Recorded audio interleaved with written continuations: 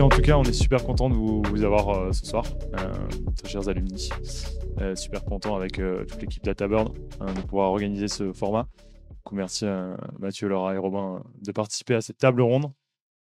Du coup, je vais m'asseoir. On va commencer par se présenter en sachant que je vais peut-être terminer. Et ensuite, on va aborder deux thématiques sur à la fois les évolutions du marché de la data analyse, sachant qu'avec DataBird, on a commencé il y a 5 ans, ceux qui ne savent pas, donc en juin 2020. Et le marché a pas mal évolué.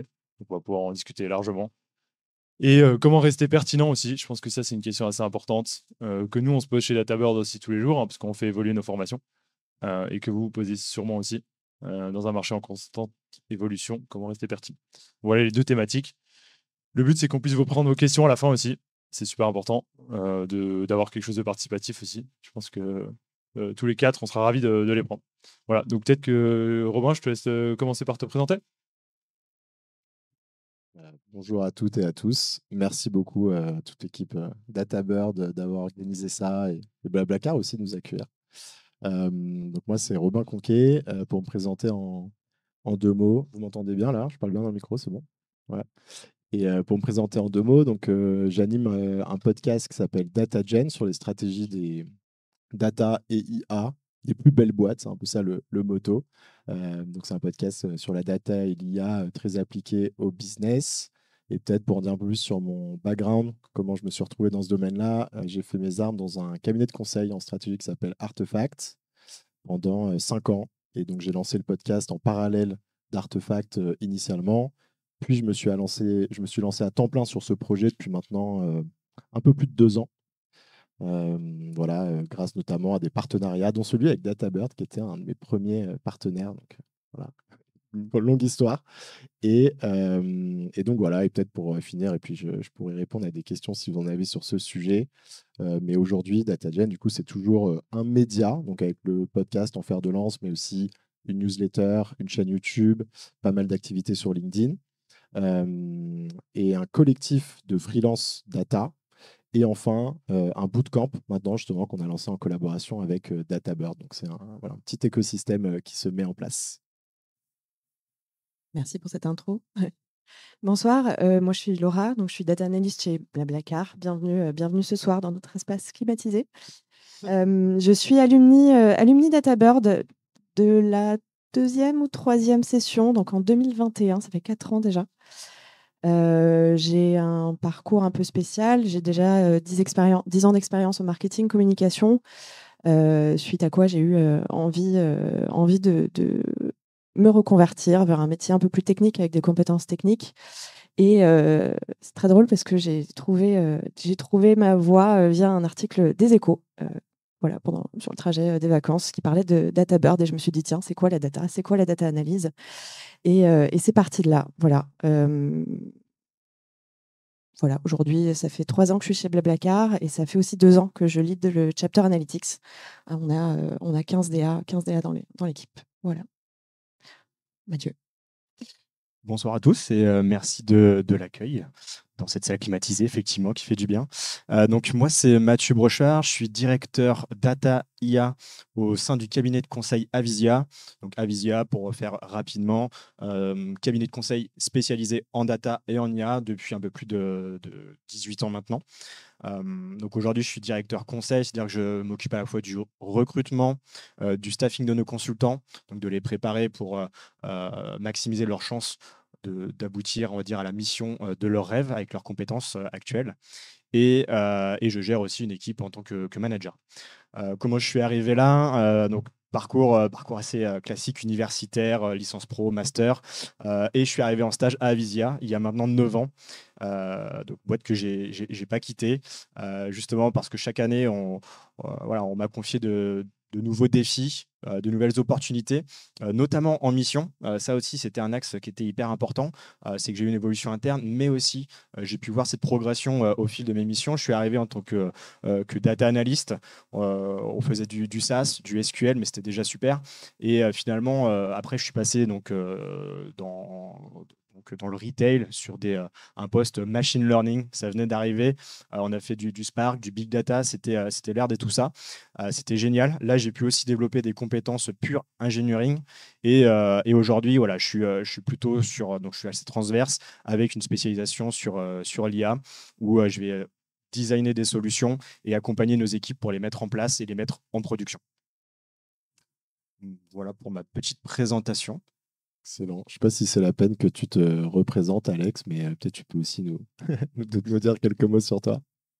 Je vais être rapide. Je pense que, du coup, comme c'est sur la télé, je suis cofondateur de DataBird.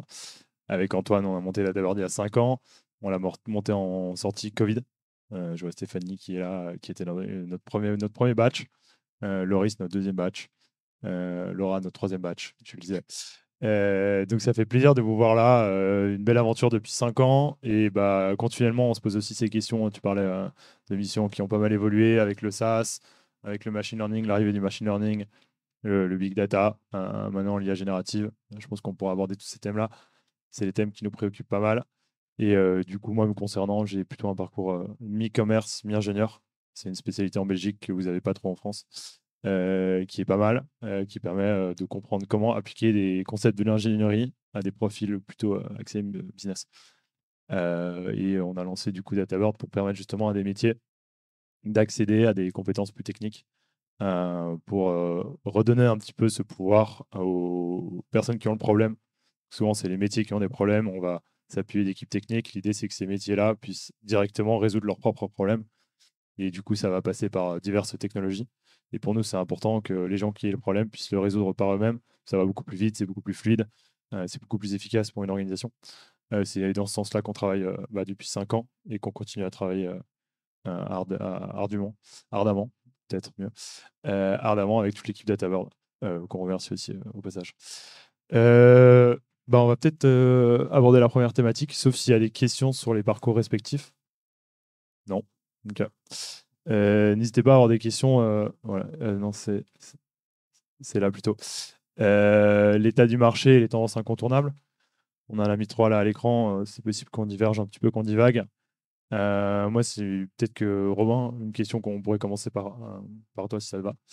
Quelle tendance, toi, tu vois un petit peu aujourd'hui sur le marché effectivement de la data analyse, en sachant que effectivement l'audience est constituée majoritairement de data analyst / analytics engineer, selon la typologie de boîte, on peut l'appeler différemment.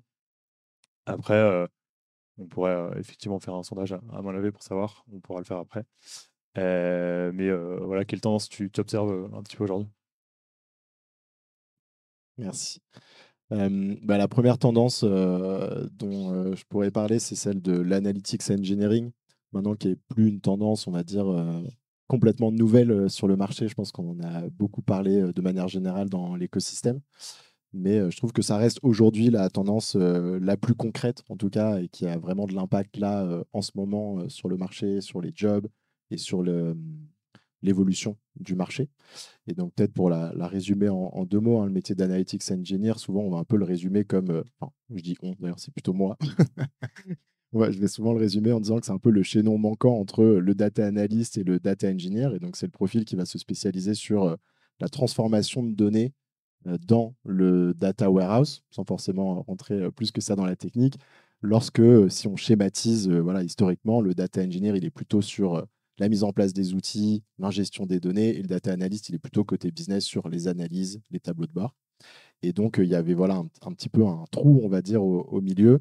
Et c'est quelque chose, donc c'est une tendance qui arrivait initialement des États-Unis, l'analytics engineering, qui a été énormément démocratisé, boosté par l'adoption de DBT, un outil aujourd'hui qui est présent dans beaucoup, beaucoup de boîtes. Et en fait, cette situation, elle crée une opportunité pour les data analysts de manière générale, parce que finalement, les analytics engineers, en majorité, ça va souvent être des profils qui étaient anciennement data analystes, mais qui ont une appétence technique et qui vont vouloir justement remonter sur cette couche un peu plus technique.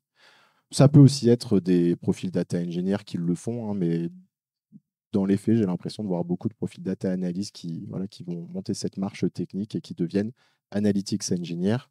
Et ça, après, on a souvent parlé aussi sur le podcast avec des invités, ça va prendre différentes formes. Hein. Effectivement, il y a des boîtes où il y a vraiment des gens qui deviennent analytics engineers. Et donc là, ça va être des data analysts potentiellement qui ont changé vraiment de job, ou ça va être des data analysts qui vont couvrir toute la chaîne, ils vont garder leur casquette de data analyst, mais ils vont récupérer ces compétences d'analytics engineering en plus. Et donc ça, c'est quelque chose que moi, je vois vraiment au quotidien. Donc des équipes qui mettent en place des stratégies d'analytics engineering, qui commencent à faire monter en compétence leur data analyst pour prendre ces jobs-là, ou à faire vraiment 2 équipes séparées. Et donc, je le vois voilà, vraiment au quotidien. Et selon moi, c'est peut-être la tendance qui impacte le plus directement aujourd'hui les data analysts, quoi. Je ne sais pas si quelqu'un veut réagir là-dessus. Ouais, effectivement, je peux effectivement rebondir. Ce qu'il faut aussi voir, c'est que le métier d'analytics engineer, il n'existait pas il y a 2 ans, il y a 3 ans. Et finalement, quand on regarde, c'est quoi la tendance et l'état du marché, c'est déjà la leçon, c'est que ça va très très vite.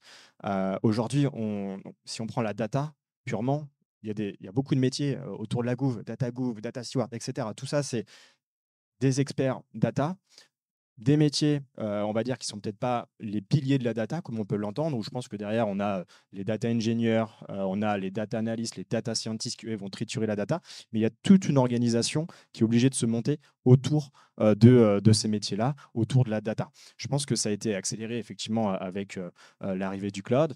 On est aussi passé, je pense, d'une ère où, depuis peut-être 4-5 ans, on a eu beaucoup de technologies qui sont arrivées. Donc, le cloud, on en parlait tout à l'heure. Beaucoup de sujets de migration. Les entreprises se sont un peu cherchées comment on va organiser notre data, comment on va organiser nos équipes aussi. Ça, c'est hyper important. Et finalement, je pense que cette ère-là, un petit peu d'hésitation, de transformation, de migration, elle est derrière nous. Elle est derrière nous. Je pense que là, maintenant, on va aller sur une ère d'industrialisation. Ce qu'on voit, nous, en tout cas chez nos clients, c'est qu'on veut des équipes et des profils capables de mener des projets, d'industrialiser des projets impactants. Ça, je pense qu'on a on a un vrai shift aujourd'hui sur les projets et sur les profils. Comment ça se matérialise? Les data engineers, effectivement, aujourd'hui, alors on en avait déjà, ils tiraient des flux dans tous les sens. Aujourd'hui, les data engineers, ils doivent normaliser tout ça. C'est ça leur rôle. C'est limiter les outils, faire des process clairs et faire en sorte que les pipelines elles soient efficaces. Derrière, on a les analytics engineers. On a encore un outil, DBT, on l'a cité, qui est là, qui standardise. On a derrière les data scientists. Les data scientists, aujourd'hui, c'est pareil, je pense qu'on est en train un petit peu de pivoter sur la brique IA, notamment avec l'IA générative. Il y a 2-3 ans, quand on était une grosse entreprise et qu'on n'avait pas un lab IA, on était has-been, on était nul, c'était pas terrible. Donc, on se battait pour avoir des labs IA. Aujourd'hui, c'est plus vraiment la tendance. On veut et en fait, ces labs-là, globalement, ils ont bien souvent été aspirés dans des équipes, soit des SI ou autres. En tout cas, ils ont changé leur manière de travailler, leur organisation. Et donc, les profils aussi sont impactés. On va chercher des data scientists qui sont un peu plus orientés dev, qui vont tout de suite aller sur la partie industrialisée. Donc voilà, avec des compétences un peu différentes, où il faut tout packager, on va tout mettre dans du Docker, on va tout de suite scaler les solutions. Et donc, les profils sont un peu différents là-dessus. Et enfin, sur la partie activation aussi pure, le data analyst, je pense qu'effectivement, il est en train d'évoluer. Ce n'est pas complètement terminé. Je pense qu'effectivement, nous, ce qu'on aime bien, en tout cas à Visia, c'est avoir des profils hybrides. Parce que pour nous, le data analyst, effectivement, il va avoir une très, très forte compétence métier. Du fait aussi de l'analytics engineer, on a des data analysts qui passent côté analytics engineer. Par contre, nos data analysts aujourd'hui, on les accompagne justement pour être de plus en plus autonomes techniquement. Ça, c'est important parce qu'effectivement, les data analysts d'il y a 2-3 ans, les pros du SQL, les pros d'Excel, quelques PowerPoint, aujourd'hui, c'est plus ça. On va encore vers des produits structurés, des dashboards, des cockpits automatisés d'entrée de jeu. Et il y a beaucoup d'entreprises, aujourd'hui, les data analysts en tout cas, tirent vers les tendances de l'analytics engineer. Donc voilà, tout ça, je pense que ça va vite. Il y a beaucoup de métiers. L'avantage, c'est quoi il y a plein de choses à faire autour de ça. Mais effectivement, il faut réussir à prendre le bateau en route et voilà, à s'y greffer. J'approuve. J'approuve ce message. C'est vrai que chez Blablacar, on avait les profils traditionnels DE, DA, DS, voilà, Software Eng. Là, depuis quelques mois, années, on recrute vraiment des analytics engineers. Mais moi, analyste, et d'ailleurs mes 15 autres collègues data analystes, on est complètement onboardés sur DBT. Pour nous, c'est ultra rapide de mettre en prod des modèles, de les développer, de les tester, de les mettre en prod, et directement derrière de répercuter tout ça dans nos analyses, de les récupérer instantanément. Donc effectivement, c'est un aspect important du métier. Et on est encore un peu, voilà, la frontière est mince entre qui fait ça, mais finalement au quotidien, c'est ultra pratique de maîtriser ces technos-là. Si je peux me permettre une divergence aussi sur l'aspect engineering, il y a un sujet aussi chez Blablacar qui nous anime beaucoup, c'est la qualité des données et comment on fait pour se rapprocher des producteurs de données, puisque nous, équipe data, finalement, on récupère les données, mais on ne les produit pas. Voilà, donc si je peux faire une analogie sur une première analogie culinaire de la soirée, voilà, on nous demande de faire tomate Mozart. Si le maraîcher nous donne une tomate pas mûre, pas ouf. Pas ouf. Et finalement, c'est comment est-ce qu'on va s'assurer que les producteurs sachent comment on va utiliser la donnée, exactement ce qu'on va vouloir mesurer dans un contexte précis. Ils vont être capables de nous fournir vraiment la donnée la plus granulaire, la plus modulaire possible, et surtout l'utiliser eux-mêmes pour pouvoir monitorer en real-time leur flow.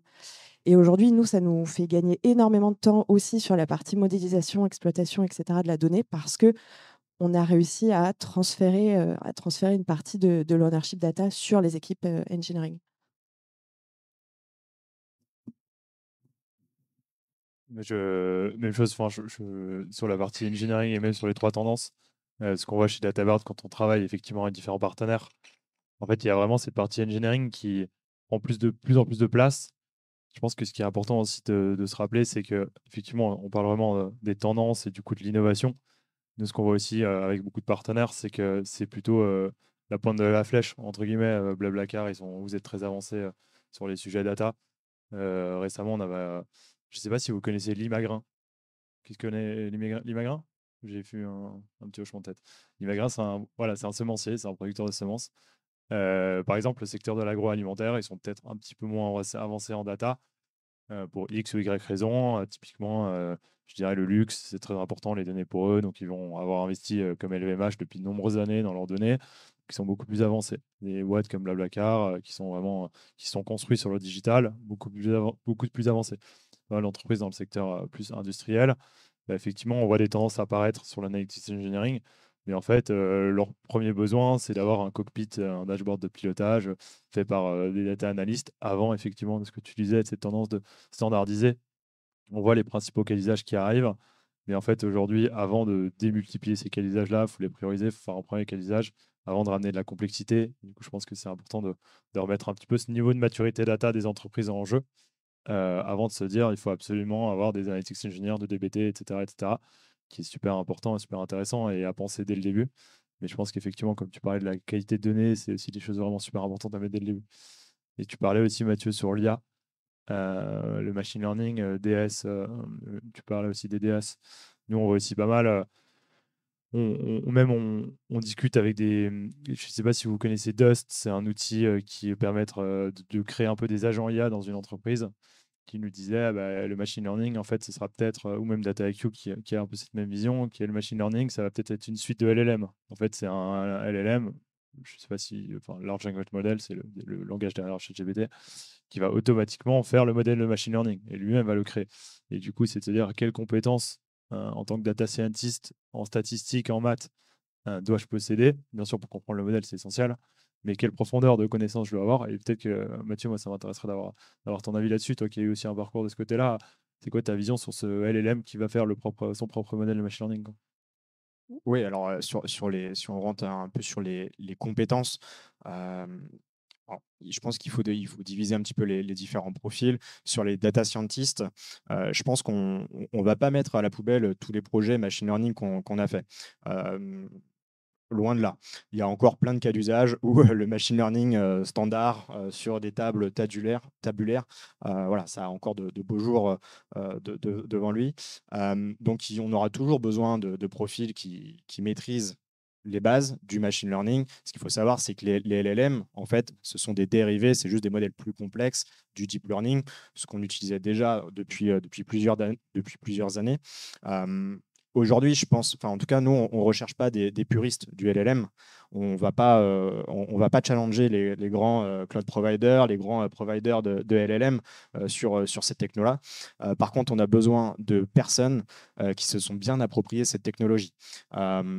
Comprendre quand on a affaire justement, alors le chat GPT, c'est la partie grand public, mais nous, on veut des personnes qui comprennent ce qu'elles font.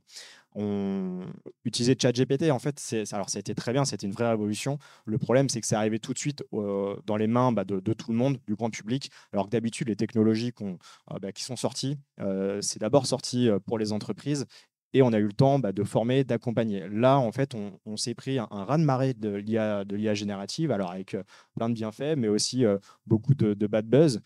Donc, il a fallu tout reprendre. Et c'est aujourd'hui un peu ce travail-là qu'on refait au sein des entreprises pour leur dire, OK, on va reprendre tout, on va reprendre les bases et on va vous montrer comment, brique par brique, ça s'implémente. On va former aussi vos data scientists et vous allez voir que, en fait, c'est pas si compliqué. Nous, on est là pour expliquer le LLM. Finalement, on ne va pas y toucher beaucoup. C'est tout ce qu'on va y mettre à côté. C'est de la méthodologie, c'est la data, la qualité de la data qui va être important. Et ensuite, ça va rester du Python, des codes Python qui s'enchaînent, des applications. Alors, c'est pour ça qu'aujourd'hui, on recherche des data scientists qui sont capables de développer des applicatifs, des applications modulaires, parce qu'effectivement, un système d'IA générative, en fait, ce n'est pas un seul call LLM, ça va être on va dire des sous-agents, en tout cas des fonctions bien splittées. Et donc, voilà, c'est pour ça que je disais, les profils data science, aujourd'hui, c'est un petit peu différent. On va chercher plutôt des développeurs typés application pour pouvoir exploiter en toute sérénité ces modèles sur de la donnée fiable, parce que ça, c'est aussi hyper important. Et ça me fait d'ailleurs penser à une tendance incontournable. Je pense du moment, en tout cas, nous, on a beaucoup de projets alors sur des entreprises qui sont déjà assez mature, on l'a dit, grâce au métier de l'engineering, l'analytics engineer, toute la partie data quality. Aujourd'hui, on est en capacité de faire, en tout cas, d'automatiser une certaine partie des analyses de la BI, l'ancienne BI. Aujourd'hui, je pense que ça prend encore beaucoup de temps à certaines équipes, alors soit data analyst, soit BI, de faire des extractions, de produire des études très simples, de sortir un chiffre, etc. Et aujourd'hui, justement, grâce à l'engineering qu'on a posé en amont, à la quality et à l'IA générative, on est capable de sortir des solutions comme ça innovantes pour accélérer soit la prise de décision, extraire des tableaux simples. Et donc, c'est pour ça, nous, on a aussi travaillé sur cette solution-là. Donc, on l'a appelée GenBI. Mais voilà, c'est c'est le petit nom qu'on a brandé.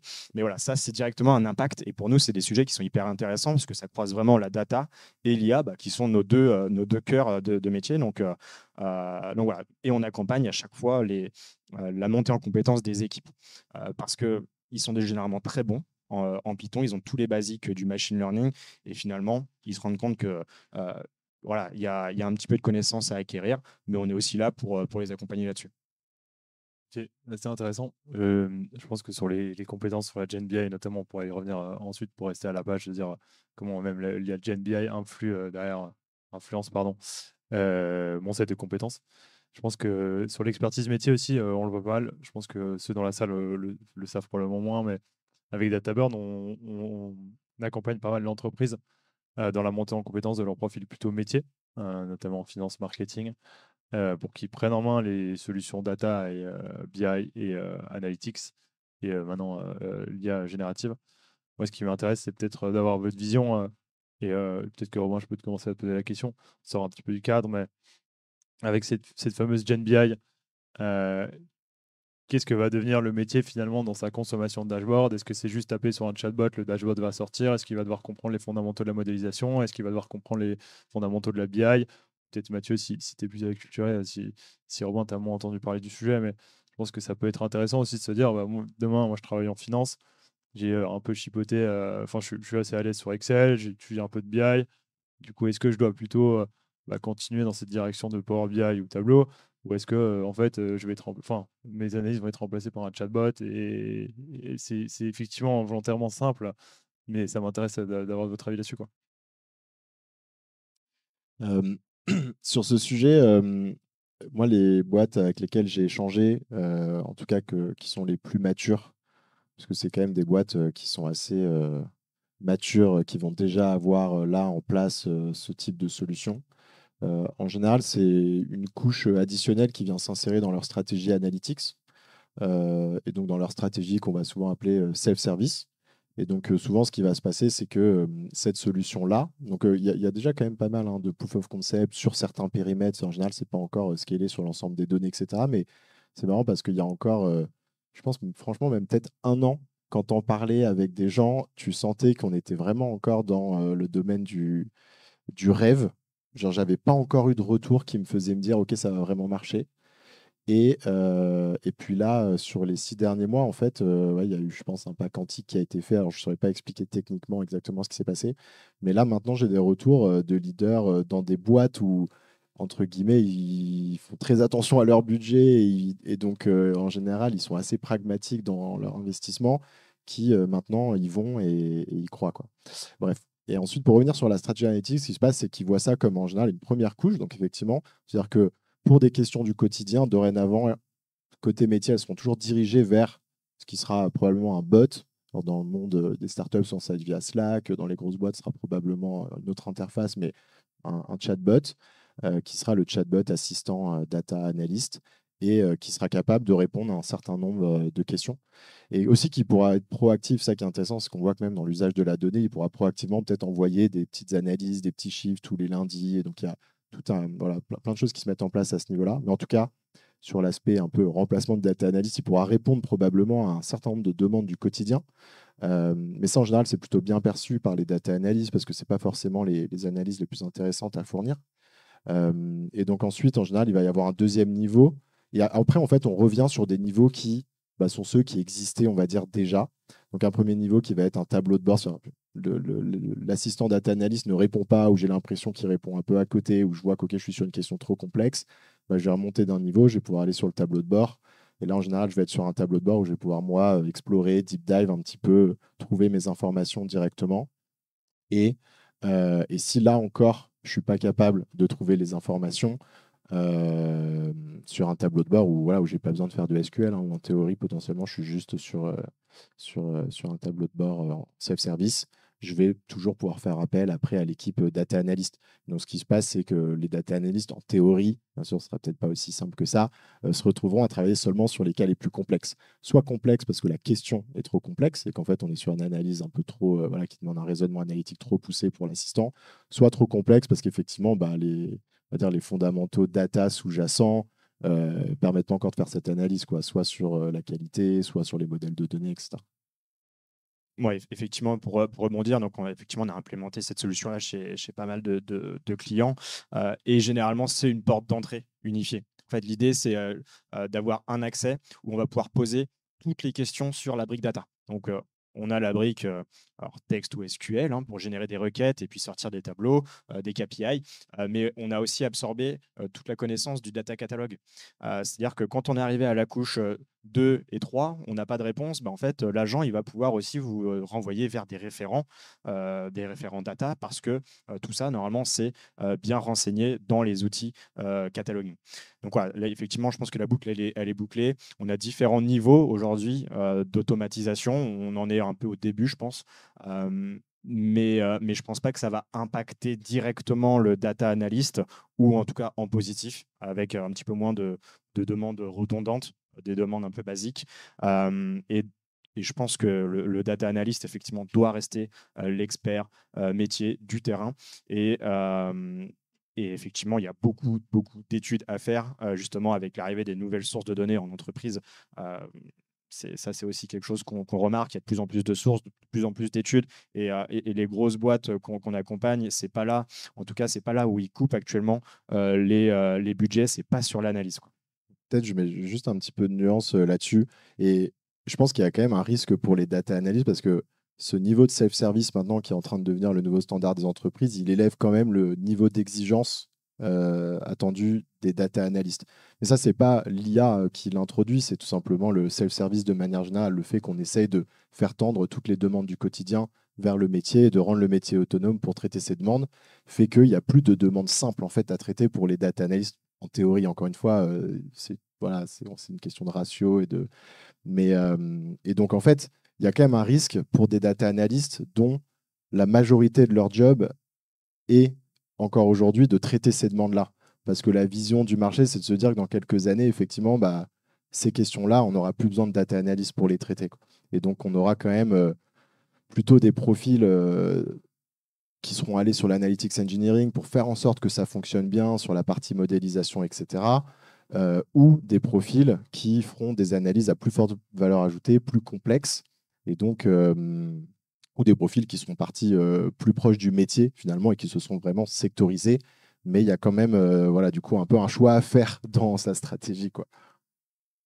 Oui, et pour compléter, je pense que tu passes beaucoup de temps avec les gens de Blablacar, effectivement. C'est des questions qu'on est en train de se poser. On va lancer un POC dans quelques jours, quelques semaines.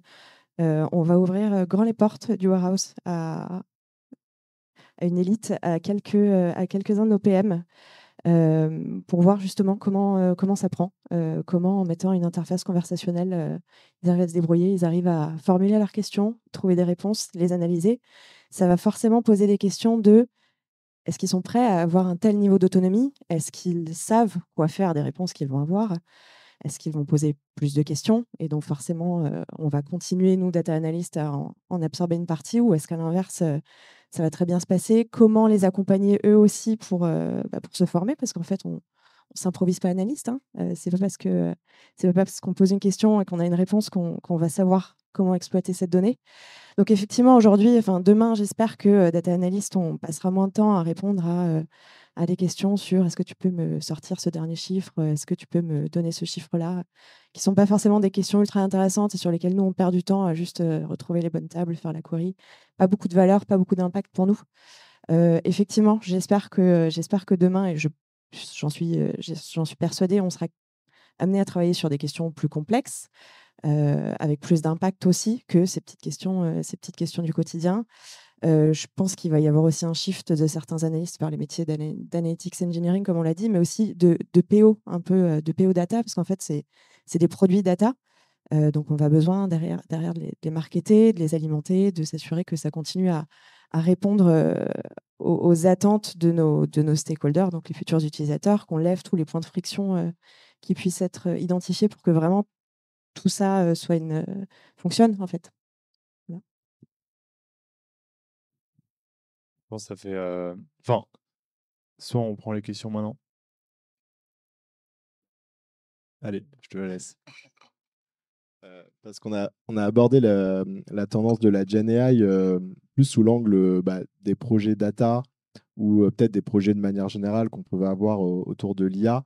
Et moi, je pense qu'il y a quand même aussi tout simplement la tendance de la Gen AI qui arrive. Et c'est quelque chose là où je commence à en parler pas mal avec des gens sur l'écosystème. C'est encore assez balbutiant, mais on l'a vu avec ce sujet, on ne sait pas trop à quelle vitesse ça peut aller. Donc, je pense qu'il faut quand même le regarder de près. Et c'est plutôt tout simplement, et donc ça va concerner les data analysts, mais tous les métiers de la data, c'est comment je peux utiliser ces outils au quotidien pour augmenter ma productivité, quoi. Donc c'est un peu comment, en fait, grâce à ces outils, la théorie, c'est de dire, est-ce que dans quelques années, potentiellement, grâce à ces outils, un data analyst qui les utilise pourra peut-être faire le taf de deux data analysts qui ne les utilisent pas. Et ça peut créer un écart énorme, en fait, entre ceux qui vont apprendre à les utiliser, si bien sûr toutes les hypothèses se vérifient, hein, et que ça a de l'impact, mais tout le monde a l'air d'y croire en tout cas, versus ceux qui ne l'auront pas fait. Donc ça, je pense qu'en termes de stratégie de carrière aussi, c'est quelque chose qu'il faut suivre de près. Il faut trouver les opportunités de pouvoir tester. Je pense qu'on peut le tester de son côté, mais peut-être aussi qu'il y a des initiatives en interne, peut-être dans les chapters ou dans ce genre de choses où il va y avoir les managers de manière générale qui vont proposer, tester des outils. Et je pense que ça, il faut vraiment s'y engouffrer et essayer de faire partie des premiers à voilà, se familiariser avec ces outils-là, quoi. Effectivement, je pense que ça sera un vrai accélérateur. Par contre, il ne faut pas se reposer uniquement dessus. C'est ça aussi la différence. Nous, on voit des profils qui arrivent, qui ont qui ont été élevés à l'ère de la GenAI et finalement, ils n'utilisent que ça au quotidien. Et donc, ça, on met des warnings. Attention, c'est pas bon parce que oui, vous développez très vite, mais vous ne savez pas ce que vous proposez derrière. Et le jour où il y a un problème, bah, là, on voit effectivement les vrais talents des personnes, ceux qui ont les basiques. Là, les basiques, je parle de SQL, je parle de Python tout simplement, quoi. Donc voilà, pour moi, effectivement, ça sera un vrai accélérateur. Mais voilà, au quotidien, faites attention quand même à ne pas surabuser de cette solution-là. Oui, non, juste pour compléter, je pense qu'effectivement, aujourd'hui, être AI fluent, c'est ce qui nous distingue. Mais je pense que demain, c'est ce qui va nous pénaliser si ce n'est pas des outils qu'on utilise dans notre quotidien pour essayer de maximiser notre impact. Parce qu'en fait, c'est ça qu'on attend de nous, analystes, et d'ailleurs n'importe quel professionnel dans une entreprise, c'est d'avoir de l'impact, c'est de savoir où passer son temps et quelles compétences mettre en œuvre pour avoir un maximum d'impact. Aujourd'hui, tous les outils dont on est en train de parler, ça va nous permettre de travailler plus vite, de travailler de manière plus pertinente. Qu'est-ce qu'on fait de ce temps qu'on gagne? Est-ce qu'on répond à plus de questions? Est-ce qu'on va répondre à des questions plus intéressantes? Ça pose aussi du coup la question, au-delà de l'impact, de quelles sont ces bonnes questions en fait à se poser? On sait que bon, demain, on pourra répondre à des questions, je ne sais pas, 10 fois plus, 20 fois plus rapidement. Est-ce qu'on doit se poser 20 fois plus de questions? Non, je pense qu'il faut juste continuer à se recentrer sur la bonne question. C'est ce qu'on attend des analystes. En tout cas, c'est ce qu'on attend des analystes chez Blablacar. Et aujourd'hui, ces outils vont nous permettre justement d'avoir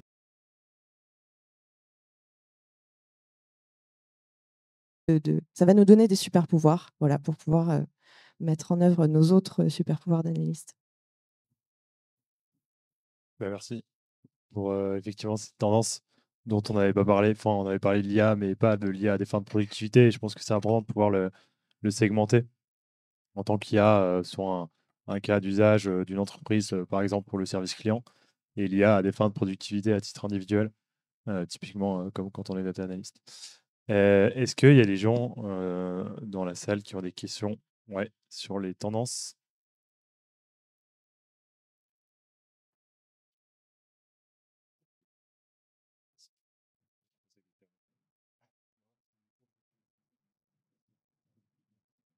Bonjour, merci déjà pour la conférence. Oui, j'avais une question par rapport aux agents IA.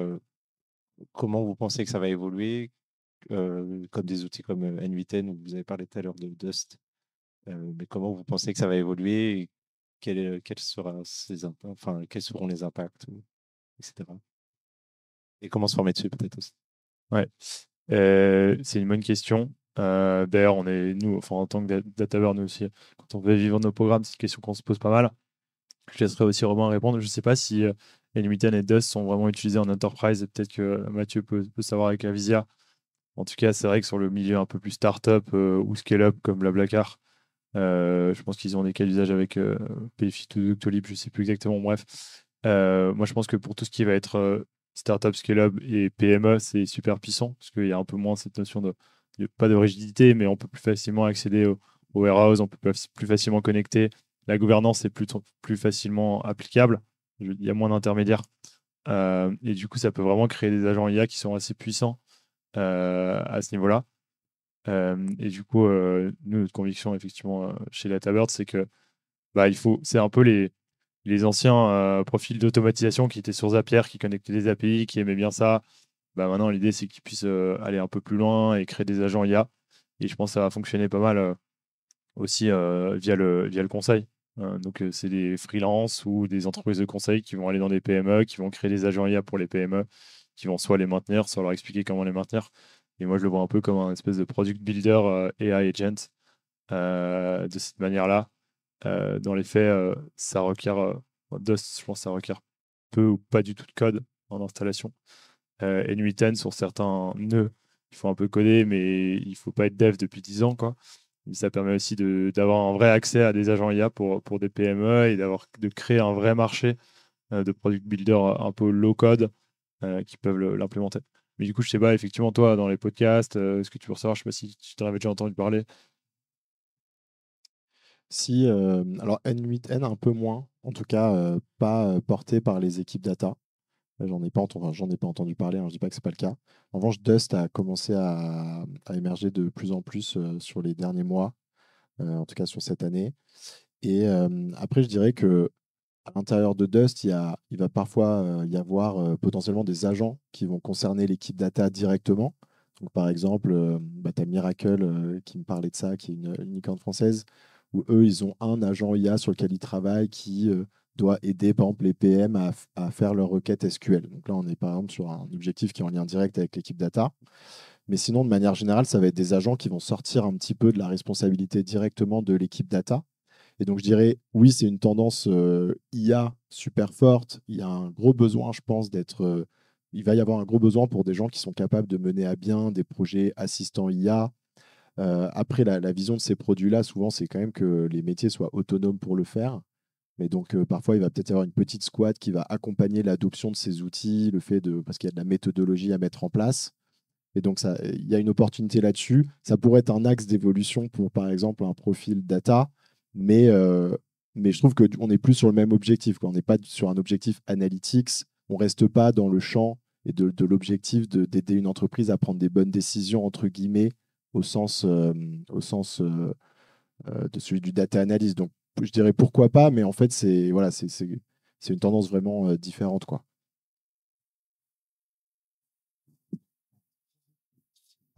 Ouais, pour compléter les solutions type N8N, etc., effectivement, on en a testé. On en a même testé chez nos clients, des clients qui se posent des questions là-dessus. Euh, le problème, en fait, qui se pose, et on va avoir des solutions dans les prochains mois, c'est l'aspect aussi sécurité, gouvernance et mise à disposition de ces agents-là. Alors, dans les petites structures, ça va très très vite. Miracle, ils n'ont aucune limite. Quand il y a quelque chose qui fonctionne, ça va vite et ils y vont. Par contre, dans les grosses boîtes, c'est un peu plus lent et ils ne se posent pas les mêmes questions. Et donc, nous, quand on délivre un agent, on essaye de faire en sorte qu'il soit accessible à un maximum de monde. Si on fait une web app Streamlit pour un agent qui est super, l'URL, personne ne va y accéder, l'application elle va rester dans un tiroir et puis on ne va pas être impactant. Nous, notre enjeu, je pense, sur la fin d'année, ça va être justement de regarder toutes ces solutions-là et de pouvoir conseiller au mieux les entreprises pour dire, OK, on arrive sur l'agentivité et l'idée, c'est d'avoir des hubs d'agents, en tout cas un hub avec plusieurs agents à disposition qui puissent s'auto-alimenter, etc. Ça, on le verra bien. Mais en tout cas, d'avoir des solutions unifiées pour pouvoir rapidement déployer des solutions d'agents développées par des experts, data science, ou même des experts métiers. Et c'est notamment un petit peu la promesse d'Agent Space de Google. Donc, on les attend, là-dessus. Mais je pense que ça va être ça le déclic. Parce qu'aujourd'hui, on peut développer des solutions qui sont fiables, pertinentes, mais s'il n'y a pas l'usage derrière, ça ne va pas aller plus loin. Et donc, je pense que ça va être la vraie marche. Et c'est à nous de dire aussi quelles vont être les solutions de demain pour s'adapter à tous les publics, parce qu'on voit bien qu'aujourd'hui, c'est plus un sujet d'experts. Ces solutions-là, elles ne vont pas être forcément développées par les équipes data. En tout cas, il y aura des bots experts. Et il y aura aussi des agents du quotidien pour des sales ou des personnes sur le terrain qui veulent juste accéder à des outils pour leur quotidien. Et donc, je pense que nous, en tout cas, notre vision, c'est de trouver les bons outils pour délivrer un maximum d'agents. Et juste pour compléter, ceux qui connaissent l'outil Data IQ, je pense que c'est effectivement un outil du coup français en plus, qui vise un segment plutôt enterprise, donc grosse entreprise, avec cette vision du self-service analytics, donc ça permettre aux métiers de faire leurs propres analyses, leurs propres machine learning, modèles de machine learning. Et je pense que leur objectif, ils s'en cachent pas, hein, mais c'est de pouvoir aussi intégrer des briques de LLM pour créer des agents. Et du coup, c'est d'avoir effectivement, selon les outils qu'on va utiliser, des stratégies produits qui vont être différentes et de voir effectivement qui va émerger. Et je pense que tous les quatre ici autour de la table, personne ne sait. C'est un tout nouveau marché, mais c'est sûr qu'on entend des noms revenir. Et puis après, l'avenir nous le dira, quoi. Une question encore? Avec plaisir.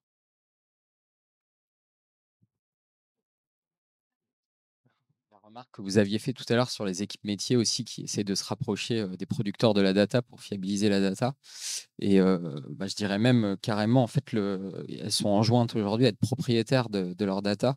Et donc, notamment via une démocratisation d'outils, plateformes low-code, no-code, comme Dataiku, en entreprise qui permet ça aussi. Je pense à celui-là, mais il y en a d'autres. Et effectivement, d'avoir un gain de temps, de bypasser un peu un dialogue IT-métier qui peut parfois être compliqué, et de permettre de produire une data par et pour la même équipe, donc qui elle, est habituée à manipuler sa data au jour le jour, et donc en la construisant elle-même aussi, qui fait une data prête à l'emploi. Et donc, ça fait un gain de temps aussi, de fiabilité intéressant. Mais voilà, en gros, tu venais de le dire peut-être un peu mieux que moi. Parfait. Non, tu l'as très bien résumé. Et il y avait encore une question, je ne sais pas en termes de timing, comment on en est. Là, il y a une question, là, il y a une deuxième question. Et après, je pense qu'on va pouvoir passer au deuxième sujet sur comment rester pertinent. Rebonsoir à tous. Merci pour vos interventions respectives. Ma question était sur les agents IA. Avec le développement des agents IA, on a l'impression que les fonctionnalités se rapprochent un peu plus des applications métiers. J'aimerais savoir si à l'avenir, les agents IA ne vont pas devenir les applications métiers de demain. Par exemple, de la gestion du stock, de la trésorerie. Quel est l'état de réflexion actuel à ce sujet? Merci.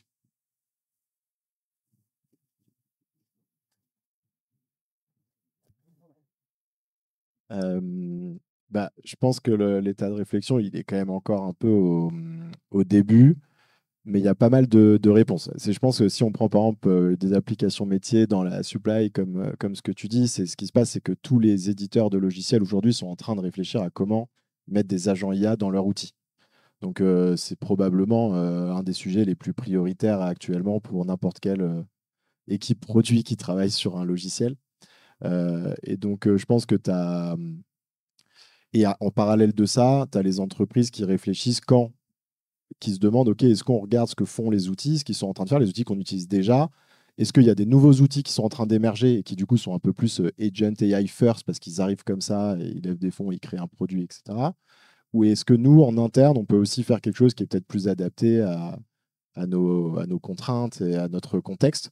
Et donc, l'état de réflexion, il est un peu là aujourd'hui. C'est qu'il y a les feuilles de route là, qui vont à 2000 à l'heure sur les outils existants, mais c'est encore, voilà, c'est encore le début. Difficile, je pense, de tirer déjà des conclusions là-dessus.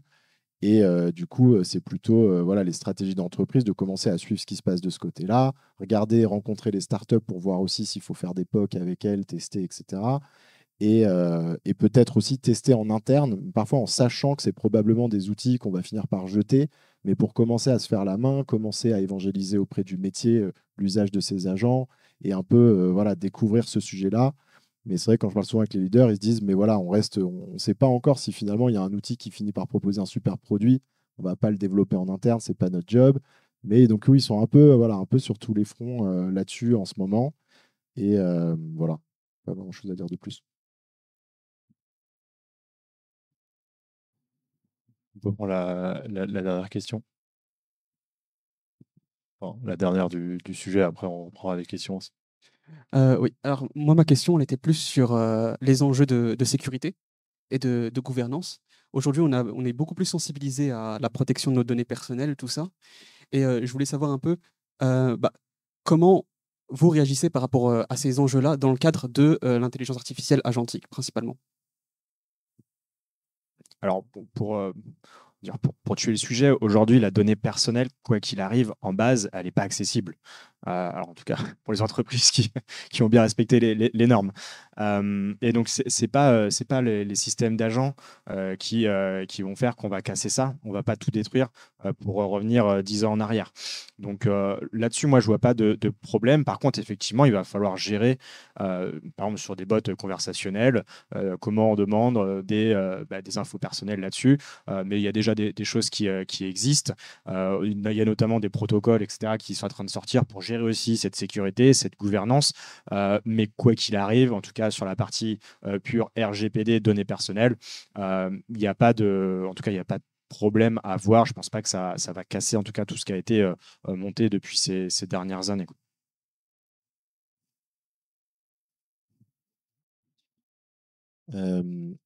Ouais, c'est ça. Je pense que c'est pas tellement un sujet de données personnelles parce que celles-ci, elles sont quand même vraiment sécurisées. Après, on pourrait imaginer qu'il y ait certains agents qui manipulent des données personnelles et que ce soit prévu dans le cadre de l'entreprise. Et là, du coup, ça pose un sujet de est-ce que toutes ces technologies, elles sont sèches, entre guillemets, elles sont prêtes d'un point de vue sécurité. Et là, on a vu récemment, tu as eu des grosses fuites là, sur le protocole MCP qui est utilisé pour généraliser l'usage des agents. Donc, on voit que ça n'a pas l'air encore totalement sec et on peut le comprendre. Donc, je pense qu'effectivement, c'est un nouveau sujet qui va rebattre pas mal les cartes sur tout ce qu'il va falloir mettre en place d'un point de vue sécurité. Euh, Après, voilà, j'ai l'impression quand même parmi les plus grands cerveaux du monde qui vont travailler sur ces sujets-là. Donc, ça va finir par arriver. Je pense qu'on va atteindre les bons standards de sécurité. Mais effectivement, je pense que ça va créer un besoin intéressant sur des profils qui maîtrisent bien ces sujets-là en termes de sécurité, de cybersécurité, et qui vont être capables de faire le lien entre l'IA et l'IT sur ces sujets, quoi. Et pour rebondir sur l'aspect pure gouvernance aussi, les accès, c'est pour ça que ça rejoint un petit peu ma réponse de tout à l'heure en disant je pense qu'il faut à mon avis, Google a un gros coup à jouer, c'est qu'aujourd'hui, il y a beaucoup de boîtes qui sont sur du Google Workspace, qui sont sur du Microsoft, etc. Et je pense qu'elles vont essayer de rester, en tout cas, sur ces solutions-là parce que nativement, les accès, la sécurité, la gouvernance est nativement embarquée dans ces systèmes-là. Donc, je pense qu'ils ont un beau coup à jouer euh, parce que nativement, c'est déjà embarqué. Parfait, merci. Et du coup, on va passer à la deuxième thématique. Je ne sais pas si 15 minutes, 20 minutes. Ok. Bon, on essaye de prendre des questions-réponses aussi à la fin. Donc, l'idée, c'est qu'on puisse effectivement de tous donner un peu son avis. Mais c'est effectivement, je pense que c'est une question qui pourrait intéresser aussi dans la salle et qui moi, à titre personnel, aussi m'intéresse pas mal. C'est-à-dire, on parlait de GNBI, on parle d'agents, qui sont sur N8N, sur DOS, sur la gouvernance des données.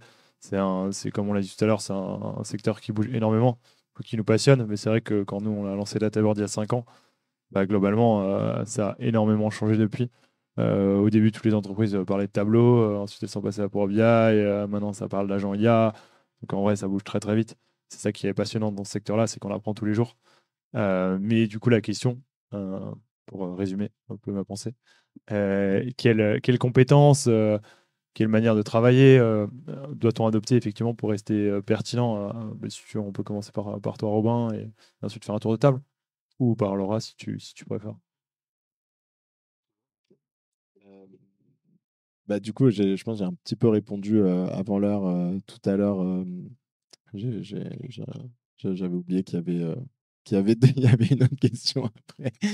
Mais oui, du coup, je pense qu'il faut vraiment aussi adapter la réponse à chaque typologie de profil. Donc là aujourd'hui, je trouve ça intéressant de traiter le sujet pour des profils qui sont, en tout cas, qui se qualifieraient de data analyst. Peut-être ça peut être intéressant d'ailleurs. Est-ce que vous pouvez lever la main, tous ceux qui se qualifieraient de data analyst, pour voir aussi si on a une bonne vision de l'audience ou si justement c'est peut-être plus divers. Ouais, non, c'est ça, on a quand même une bonne majorité de profils plutôt sur l'analytics. Et sur ce sujet-là, on en a un peu parlé, mais moi, si j'étais data analyst aujourd'hui, je pense que les éléments de compétences, ça ne veut pas forcément dire que j'irai que sur l'un ou sur l'autre, mais que je me dirais que je pourrais explorer. Il y aurait, ça on l'a dit, c'est monter plutôt sur les couches techniques, donc remonter sur des compétences analytics engineering, parce qu'il y a quand même beaucoup de boîtes où maintenant les offres data analyst, donc pas des offres analytics engineer, juste les offres data analyst vont inclure du DBT, vont inclure de la transformation de données, et je pense que ça va se généraliser. Donc je pense que être data analyst demain, sans avoir du tout pris en main DBT, ça va être de plus en plus compliqué. Sauf si on compense vraiment avec d'autres éléments. Donc, justement, un autre élément, ça peut être justement le fait d'être très très bon sur des analyses à forte valeur ajoutée. Parce que si, par rapport à ce qu'on a dit tout à l'heure, bien sûr, sur la partie très self-service, on va essayer de déléguer toutes les questions du quotidien, etc., au profil métier, avec des tableaux de bord, avec des assistants IA, fine, mais il restera toujours des questions très complexes. Et donc, c'est là aussi qu'on va pouvoir distinguer. Donc là, ça va être acquérir des compétences plutôt sur des capacités analytiques qui vont faire la différence. Donc, on revient un peu au métier de base de data analyst.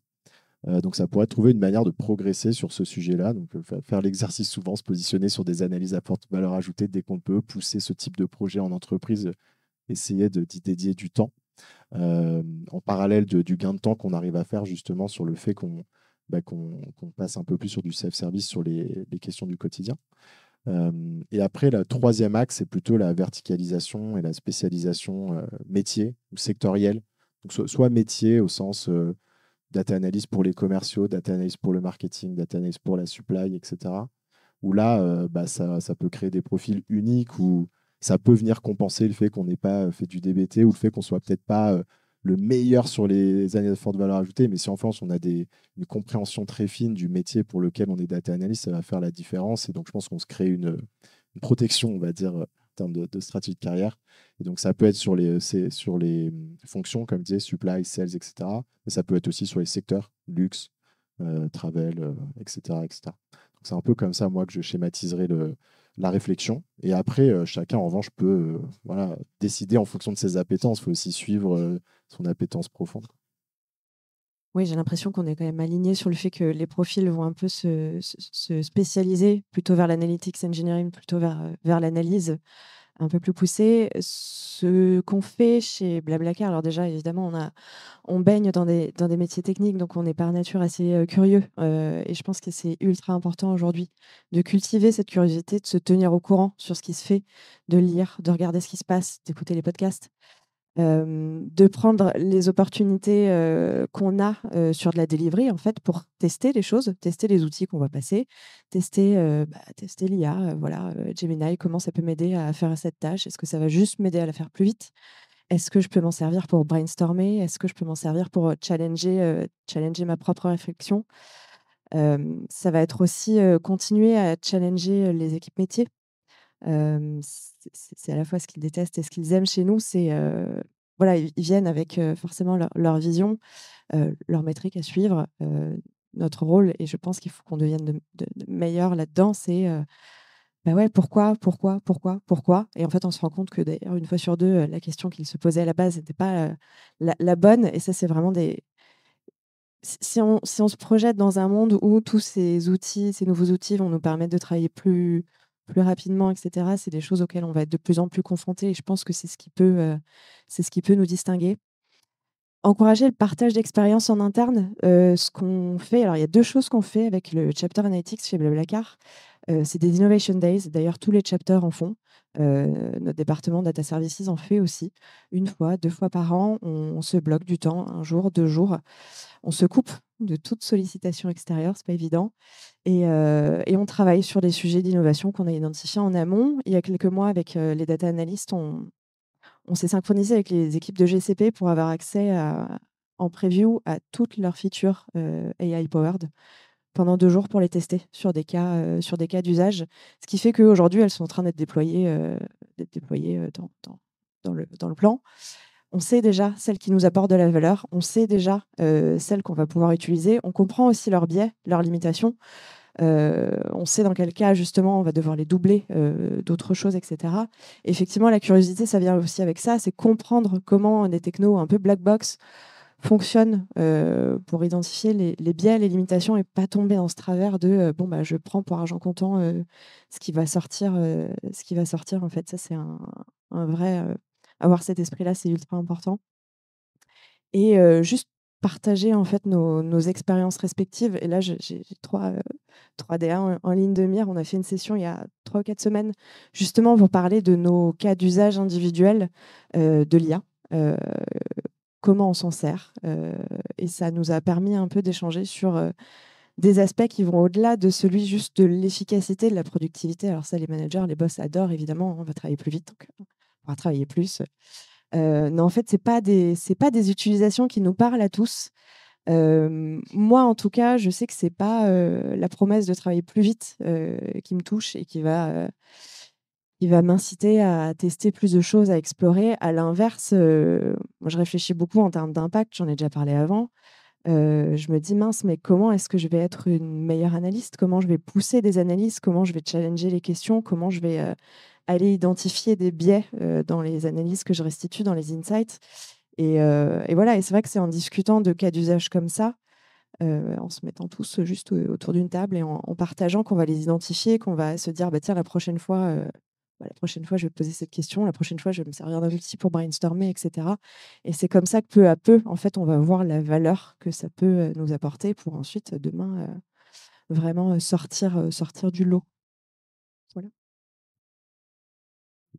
Alors effectivement, je partage, tu as sorti des mots-clés, partage, innovation. En tout cas, nous, en tant que cabinet de conseil, on est obligé d'y passer. L'innovation, sans ça, on meurt en quelques années. Et effectivement, on a beaucoup, en tout cas, on a mis en place beaucoup de mécaniques justement pour déjà être en capacité de trier toutes les innovations qui sortent, de les tester et ensuite de se dire, OK, lesquelles on va retenir pour avoir de l'impact chez nos clients et comment on va les implémenter. Et ensuite, il y a cet aspect de diffusion de la connaissance, de partage. Et donc, c'est pour ça, à Visia, on est très axé sur ce créneau-là parce qu'on est persuadé que des consultants qui sont bien formés, qui restent au niveau, bah, derrière, c'est des consultants qui sont contents, qui vont rester chez nous et des clients qui sont satisfaits parce que, alors, soit ils n'utilisent peut-être pas la techno, mais en tout cas, des consultants qui vont pouvoir vraiment avoir un avis sur des chantiers qui vont arriver, etc. Donc ça, c'est vraiment quelque chose qui est au cœur de notre académie. On a des ateliers de formation interne qui sont animés par nos experts pour nos consultants. Et effectivement, on bosse à fond sur toutes les technos type DBT. Alors, on a déjà monté plusieurs ateliers GenAI. Et sur ces ateliers-là, aujourd'hui, on doit aller très vite. Avant, on était très processé. On avait des ateliers DataIQ, on avait des ateliers Machine Learning. Ça mettait 6 mois à se monter parce qu'on a des formats aussi MOOC, etc., qu'on propose pour nos consultants. Aujourd'hui, on va beaucoup plus vite parce que voilà, les LLM évoluent, les technos évoluent. Et donc, c'est comme ça, en tout cas, que nous, on participe à cette montée en compétences de nos consultants. Donc ça, c'est pour l'aspect technique qui touche tous nos profils. Et ensuite, pour accrocher effectivement la partie data analyse et cette partie aussi recrutement, aujourd'hui, nous, on adore les profils issus de la reconversion. Chaque année, on en prend. Pourquoi? Parce que ils ont un passé qui est vraiment à valoriser, je pense. Il ne faut pas juste mettre en avant ce qu'on a appris sur les derniers mois. Nous, l'idée, c'est de se dire, OK, bah, vous avez appris pendant vos différents bootcamps des choses super. Et comment on va pouvoir aussi valoriser votre passé. On a des personnes qui ont fait du retail toute leur vie. Bah, aujourd'hui, on va essayer de s'appuyer de ça avec les compétences acquises pour trouver des missions. Alors, les data analysts, ça fonctionne très, très bien. Sur des missions, sur des profils un peu plus tech, data ing, etc., je pense que c'est là où il faut vraiment des bases solides parce qu'on se fait bousculer. Sur la partie data analyse, nos clients, en tout cas, ils adorent les profils issus de ces parcours-là parce que le terrain, cette connaissance-là, c'est une mine d'or et c'est la moitié du travail du data analyst, quoi. Donc voilà, n'hésitez pas, il faut foncer. Et donc voilà, en hard skills, je pense qu'il y a tout ce qu'il faut pour se former. Les soft skills aussi, je pense que en tout cas, nous, c'est pour ça qu'on adore aussi ces profils-là. C'est des personnes qui sont à l'aise, qui ont l'habitude d'échanger déjà avec différents interlocuteurs à différents niveaux. Et aujourd'hui, je pense que les data analysts, comme on l'imagine, qui sont très orientés business, ça va vraiment coller, je pense, à la fois à leur passé et ce qu'ils ont acquéri en termes de compétences techniques dans les dernières semaines, les derniers mois ou les dernières années, quoi. Je pense que vous avez tout dit. Et on a dit pas mal de choses avant. Je vais pas rajouter pour rajouter. Mais par contre, s'il y a des questions, c'est avec plaisir qu'on y répondra. Ouais.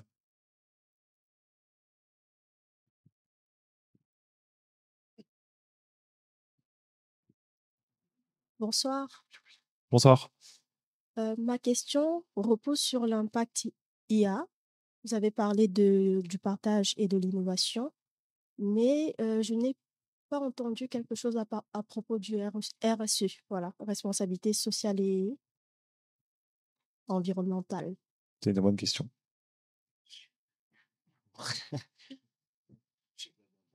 Oui, effectivement.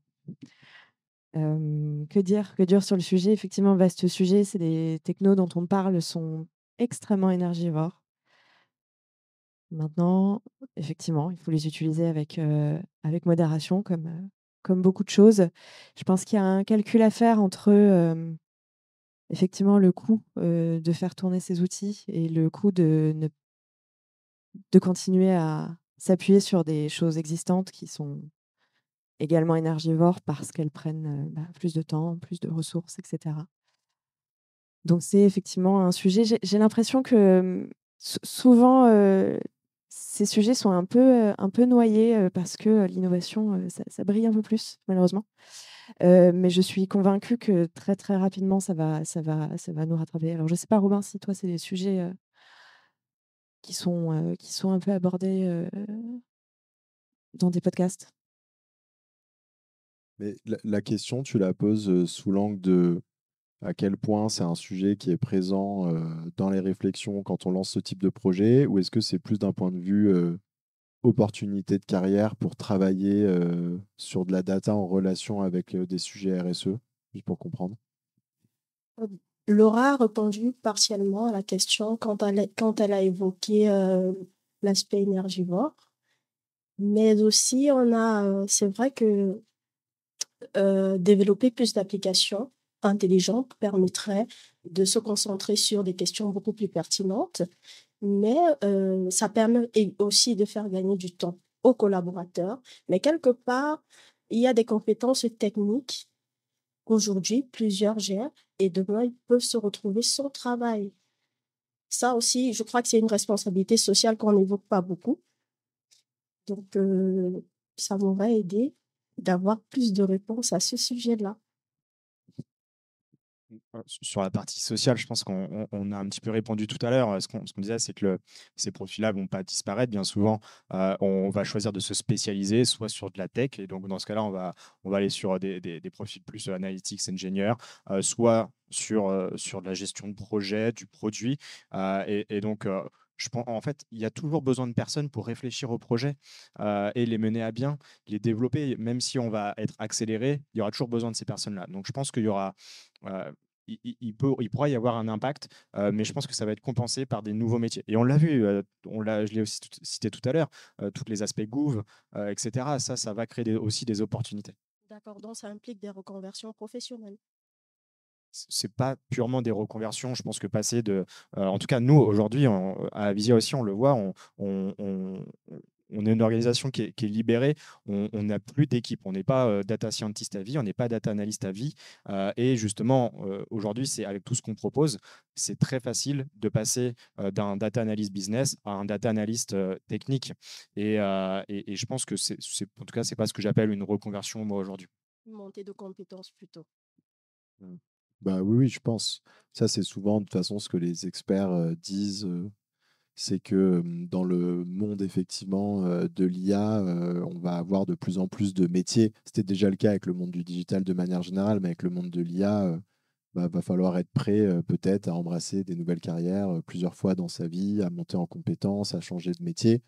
Après, c'est vrai dans la data, là on le voit, c'est ce qu'on dit, un data analyst qui était un job où on n'aurait pas forcément pensé que sa définition pourrait autant changer ou que certains data analysts puissent se retrouver en difficulté il y a encore 5 ans. Là, maintenant, on voit que si, en fait, data analyst, ça commence à être très large et qu'il y en a qui vont peut-être sûrement très bien s'en sortir, d'autres qui vont peut-être avoir un peu plus de mal, mais ce qui est sûr, c'est qu'ils vont devoir évoluer tous, faire évoluer leurs compétences, quoi. Et après, plus largement, j'arrivais pas à savoir si ta question touchait à ça. Mais effectivement, je pense que l'IA, de manière plus globale, effectivement, va avoir un impact sur les jobs au sens large, sur la société. C'est pas finalement ce que vivent les data analysts, je pense que ça va être commun à énormément de métiers. Et là-dessus, du coup, c'est un peu la même réponse. Il y aura bien entendu des frictions. Les gens vont devoir être de plus en plus polyvalents, se former de plus en plus. Et après, il y a bien entendu voilà, les discours alarmistes qui disent qu'à la fin, il n'y aura plus assez de métiers. Là, si c'est le cas, de toute façon, on verra bien comment gérer la situation. Et après, je pense que c'est plus un choix personnel, effectivement, d'accepter d'être très proche de cette révolution, de la source de tout ce sujet-là. Moi, je trouve ça, par exemple, à titre personnel, intéressant d'en faire partie. Et tu as tout à fait raison, en revanche, de se poser les questions et de rester très ouvert sur ces questions-là. Mais tu as peut-être des gens, effectivement, qui vont pas avoir envie de prendre le risque d'être proche des sujets qui pourraient, effectivement, générer des frictions au sein de la société et qui vont peut-être préférer faire autre chose, quoi. Parce qu'il y a une autre question. Il y a pas mal là. Paula, je te laisse prioriser.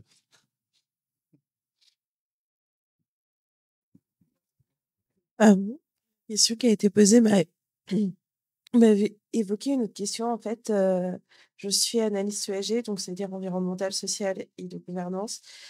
Et j'ai vu passer des infos par Make Sense, Jobs at Make Sense, enfin, la partie formation, sur une formation de DataBird sur l'IA, non, sur la data pour l'impact. Et du coup, je me demandais si c'était la formation, enfin, c'était une formation générique pour des personnes qui souhaiteraient l'appliquer à l'impact, ou il y a vraiment un focus sur les métiers de l'impact environnemental et social, parce que j'ai pas fait cette formation du coup, donc je me dis, je me suis peut-être trompée. Ok.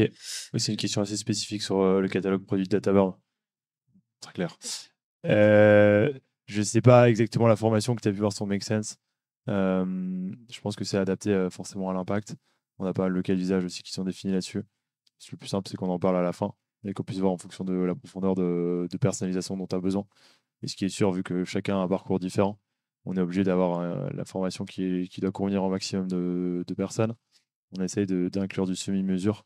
C'est sûr que ce ne sera pas une formation 100% sur mesure, mais on en parle avec plaisir juste après. Bonsoir. J'ai une question par rapport au marché, un peu plus largement, pour le métier de data analyst. Pour le métier de data scientist, on a vu comment, avec l'évolution des outils, les data analysts les data scientists pardon, qui au départ étaient très focalisés sur le fait de modéliser des données dans des notebooks, ont dû se diversifier et monter en compétences pour justement pouvoir industrialiser des modèles. Donc, avec la montée en compétences qui est nécessaire sur le métier de data analyst, est-ce qu'on va connaître le même resserrement du marché, si on peut dire ça comme ça, pour les data analysts? Et donc, est-ce qu'il va falloir se former plus longtemps pour notamment les personnes qui vont passer par DataBird et acquérir des compétences plus techniques pour pouvoir s'insérer sur le marché, parce qu'on voit en ce moment tous les profils, beaucoup de profils en tout cas qui sont en reconversion ou qui sortent d'école d'ingé, qui ont du mal à s'insérer, et des demandes sur le marché qui sont plus pour des profils justement assez spécialisés et assez expérimentés. Donc est-ce qu'on est en train de suivre la voie du métier de data scientist? C'est une très bonne question. C'est une question qu'on se pose, je pense, tous les jours chez DataBird, puisqu'on a envie de rester pertinent forcément. Je pense déjà, pour le parallèle data analyst, data scientist, ce sera un petit peu différent. Enfin, en tout cas, quand on a créé DataBird, on voyait plutôt 5 data analysts pour un data scientist. Donc forcément, quand tu prends un petit marché qui se resserre, ça a l'effet encore plus visible. Ensuite, on en a pas parlé sur la polarisation pardon, du marché de data analyst qui va aller un peu plus vers l'engineering. Et dans ce cas-là, moi, je suis assez convaincu comme Robin. À partir du moment où on travaille dans l'innovation, en fait, on a déjà fait le choix d'aimer en fait se mettre à la page. Du coup, que ce soit via DataBird, via YouTube, via tous les moyens qui existent aujourd'hui pour se former, via collègues de travail, via l'entreprise. Je pense que c'est aussi ça qui est passionnant dans ce métier de data analyst. Et même nous, en tant qu'organisme de formation, on n'a pas une boule de cristal. Donc on a des tendances. Après, on essaie de les anticiper au maximum. Donc il y a effectivement ce côté d'aller plus vers l'engineering, de se former vers l'engineering. Je pense que tu parlais effectivement des jeunes diplômés, des personnes en reconversion. On est quand même convaincu, et Mathieu l'a dit tout à l'heure, c'est pas du tout la même chose. En fait, la personne qui est jeune diplômée, elle arrive sur le marché du travail et elle n'a pas cette capacité analytique qu'une personne qui a travaillé, par exemple comme Laura qui est en reconversion par le passé et qui a beaucoup plus acquis de soft skills via son parcours précédent. Et du coup, c'est des profils qui sont assez différents. Et dernièrement, ça va aussi dépendre de la maturité data des entreprises. On parle beaucoup de DBT, d'analytics engineering. Je pense que c'est parce qu'on est tous les quatre, assez intéressés par l'innovation. Donc, on est nourris finalement de ces nouvelles technologies. C'est vrai que DataBird, quand on parle avec des partenaires, ce que je disais tout à l'heure, ils sont vraiment matures en data. Et honnêtement, il y a beaucoup d'entreprises aujourd'hui en France qui sont forcément, c'est une courbe d'adoption qui parlent d'IA, etc., mais qui n'ont pas sorti leur premier dashboard sur Tableau, Power BI ou Looker Studio, qu'importe l'outil. Et du coup, il y a toutes ces entreprises-là qui ont encore besoin de ces data analysts. Je pense que c'est des profils assez différents où le data scientist était plus vu. Après, bien sûr, je parle sous réserve de ce que vous pensez. En tout cas, moi, quand je suis sorti d'études, j'étais plutôt en études data science et du coup, qu'on appellerait aujourd'hui AI. Je pense qu'ils ont d'ailleurs renommé la formation. Et on se voyait plus comme un centre de R&D, donc un centre de coût dans une entreprise. On se disait, bah, le data science, c'est de la R&D, ils vont chercher des modèles, ils vont développer, on verra ce que ça donne. Et c'est ce que tu disais, maintenant, on a besoin de rationaliser les coûts. Donc, c'est la R&D, très bien, mais maintenant, en fait, on connaît les modèles, les grands cas d'application. Donc, en fait, on rationalise. Le data analyst, c'est une vraie aide de prise de décision business, ce que tu disais aussi tout à l'heure. Et du coup, ça va permettre de prendre des décisions, des meilleures décisions plus rapidement. C'est pas un centre de R&D, c'est un centre qui permet de développer de la croissance plus rapidement ou plus sainement. Et du coup, je pense que moi, en tout cas, le parallèle, je le ferai pas de cette manière-là. Si, après, moi, je pense que ce qui se passe aussi en lien avec par exemple, les profils dont tu parles, qui sont peut-être plutôt sortis d'école et qui ont des difficultés, c'est qu'il y a eu un tel besoin, je pense, sur le marché de data analyst il y a quelques années que tout le marché s'est un peu reconstitué autour de ça, avec de plus en plus de formations. Et donc, je pense qu'il y a aussi beaucoup plus de gens qui arrivent sur le marché. Et ce qui se passe, c'est que je pense que c'est encore un marché en croissance, mais juste que la croissance se ralentit. Et peut-être qu'effectivement, tu as un peu des ordres de grandeur macro qui commencent à créer des petites frictions parce que maintenant, il y a des centaines et des centaines ou des milliers de profils qui ont envie d'arriver vers ces jobs parce qu'entre-temps aussi, ces jobs ont été très bien marketés parce que c'est des jobs à forte valeur ajoutée, etc. Et peut-être tout simplement qu'il va y avoir un petit réajustement de ce côté-là parce que tout simplement la croissance du besoin de data analyst est peut-être en train un petit peu de se ralentir. Mais après, dans les faits, aujourd'hui, en tout cas, on ne voit pas un resserrement au sens où, enfin, j'entends pas parler, bon, il y en a eu, mais ça, c'était plus au niveau global, quoi, les boîtes américaines qui ont fait des réductions, mais sur la tech de manière générale. Mais sinon, il n'y a pas non plus, les data analystes en particulier, de manière pointée du doigt, qui se retrouvent entre guillemets, à avoir des réductions de jobs dans les boîtes. Donc, voilà. Pardon? Je disais, c'est intéressant de voir côté client à Visia, si vous placez des data analysts et comment le marché évolue à ce niveau-là. Ouais, alors nous, effectivement, on a vu cette vague de juniors arriver, alors, du fait des écoles, etc. Mais effectivement, c'est pour ça je le disais tout à l'heure, nous, on adore bosser justement avec des profils comme vous. Et je pense qu'il y a deux choses qui vont faire que vous vous différenciez, c'est votre passé, mais aussi cette capacité à être curieux, à aimer l'innovation, à savoir vite monter en compétences. Et ça, je pense que aussi, ça se travaille au quotidien, vous en perso. L'idée, je pense s'il y a des tips à donner rapidement, moi, j'ai du mal maintenant à tester tous les outils qui sortent et à faire le tri. L'idée, c'est de faire le tri par rapport à votre métier. Qu'est-ce qui va rester dans un mois, dans 6 mois. Et ça, je vous invite à suivre des personnes sur LinkedIn, sur des réseaux sociaux qui, eux, font le tri à votre place. Il y a si vous travaillez sur BigQuery ou vous avez une spécialité sur GCP, etc., suivez des experts. Eux vont vous dire, OK, là, il faut y aller, là, il y a quelque chose qui se passe. Et chaque semaine, prenez 1 heure pour regarder, faire un peu de veille, tester aussi, parce que face aux recruteurs, je suis hyper motivé, je fais plein de choses, mais en fait, ils vont vous demander qu'est-ce que vous avez fait, etc.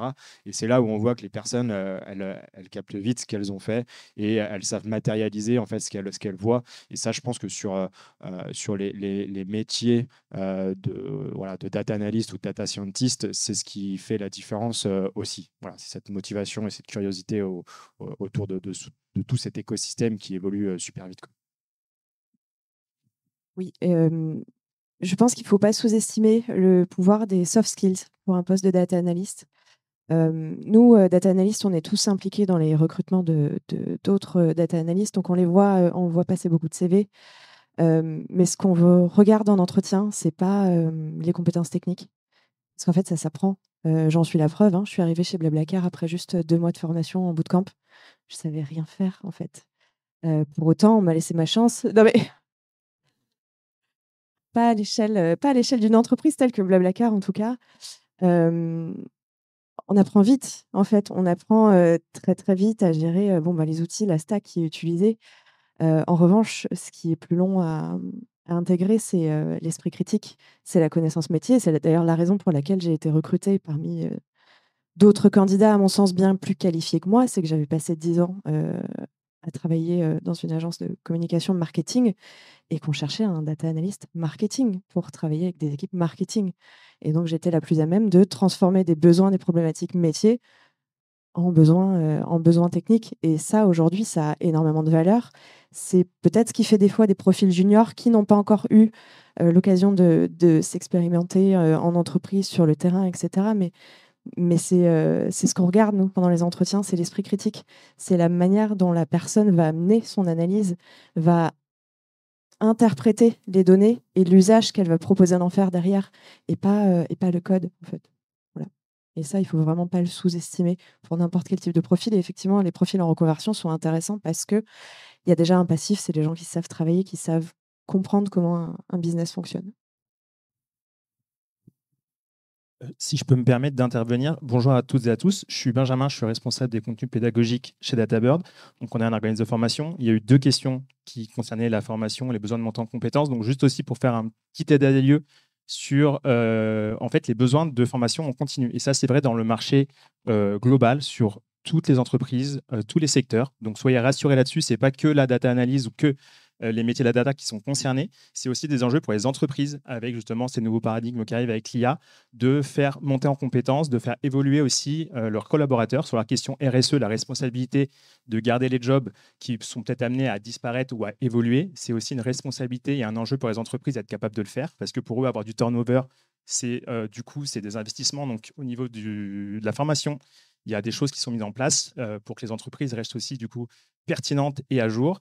Et sur les soft skills, je réponds exactement. C'est aussi, je vous invite également à suivre les Top Voice sur les sujets qui vous concernent.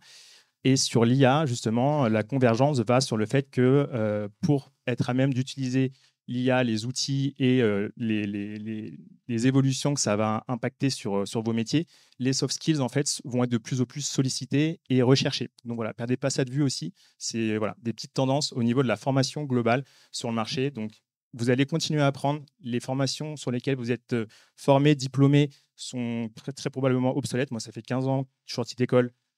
Les logiciels que j'utilisais à l'époque, personne ne les utilise. Donc ça évolue, c'est normal. Donc voilà, restez curieux, gardez ce mindset de croissance. Si vous êtes en reconversion ou en montant en compétences aujourd'hui, a priori, vous avez cet état d'esprit-là. Donc conservez-le. Et a priori, ça vous permettra d'être suffisamment bien armé pour pouvoir envisager l'avenir sereinement. Voilà. Petit point formation qui me tenait à cœur, comme vous pouvez le voir. Est-ce qu'il y a d'autres questions? Et merci Benjamin, du coup.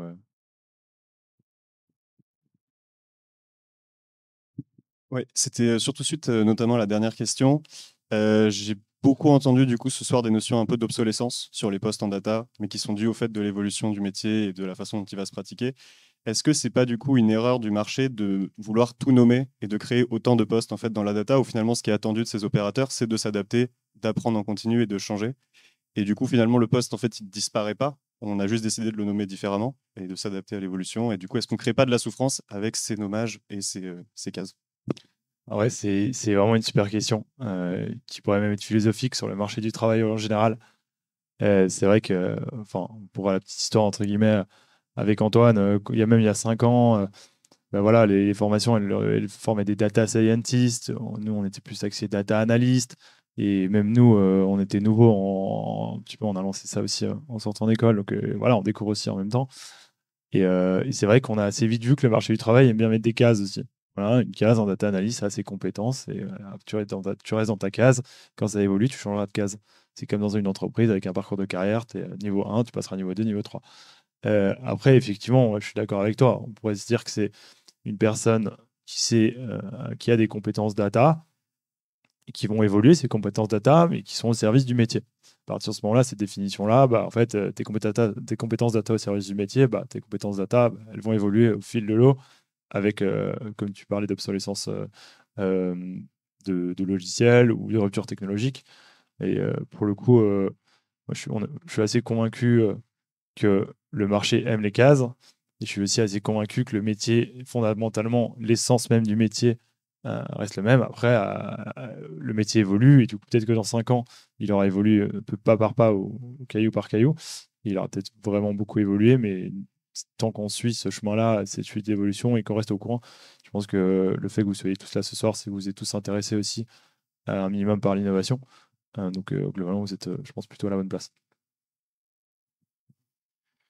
Bah, effectivement, c'est quelque chose qu'on voit quand même dans pas mal d'entreprises, notamment dans les entreprises tech, donc dans certaines startups, il y a Alan qui fait ça, ou dans un style un peu plus petit, j'avais vu ça chez De Facto, qui est une fintech, où eux, ils ont que des full stack data. Ils refusent de mettre des titres. Donc, ils vont vraiment. Aux États-Unis aussi, il y a pas mal de boîtes qui font ça. Donc, il y a vraiment cette envie de casser complètement les titres.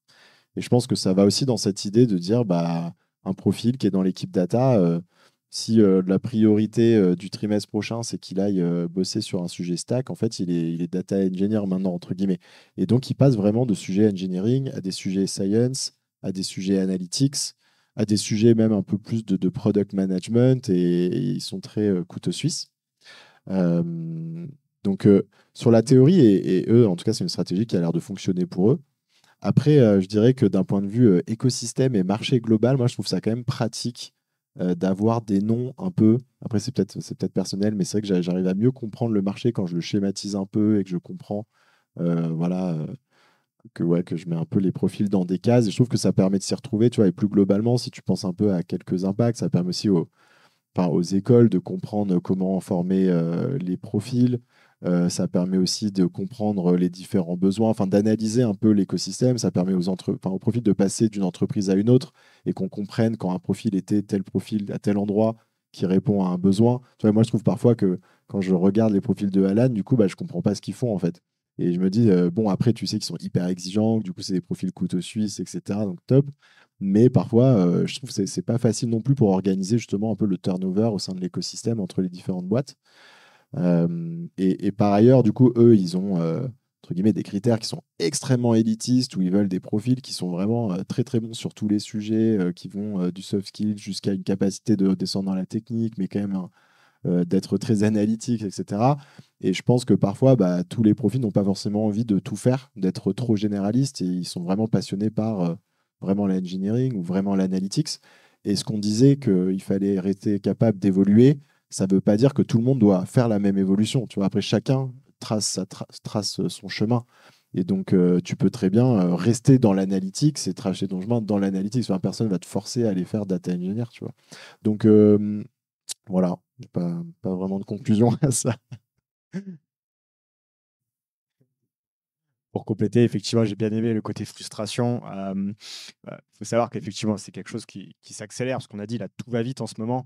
Mais nous, à Vision, on a ressenti la même chose voilà, il y a 5, 6, 7 ans, où les data scientists faisaient des études sur des notebooks. Alors, ça n'existait peut-être même pas, mais voilà.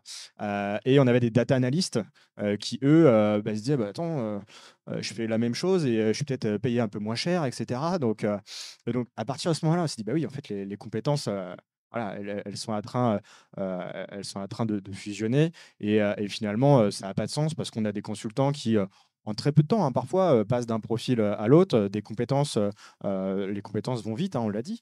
Et finalement, c'est pour ça qu'on a décidé de complètement casser ces silos. Et aujourd'hui, comme je l'ai dit tout à l'heure, on n'est pas dans des cases à Avisia. On vient, on a des compétences, on a des souhaits d'évolution. Et en fonction de ça, nous, on essaye voilà, de maximiser les missions. On essaye de trouver, de faire en sorte que la mission va lui plaire, que ça soit à la fois en adéquation avec ses compétences actuelles. Et on essaye au maximum de trouver des choses qui vont faire que le consultant, il se projette bien. C'est des choses qu'il veut faire, peut-être avec un aspect projet, peut-être avec un aspect plus tech. Et effectivement, je rejoins ce côté frustration, mais je pense que les cases, ça a un sens, ça a une utilité, peut-être pour certaines grosses boîtes qui vont chercher des spécialistes, mais heureusement, c'est pas partout. Donc voilà, je pense que le message un peu positif, toutes les entreprises ne fonctionnent pas comme ça.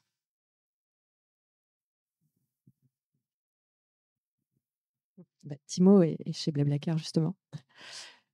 Donc, c'est vrai qu'on en a déjà parlé. Les cases, oui, ça a des avantages aussi, même à titre individuel. Tu as un nom de poste, tu as une fiche de poste, tu sais ce qui est attendu de toi, tu sais là où tu dois essayer d'avoir de l'impact, justement.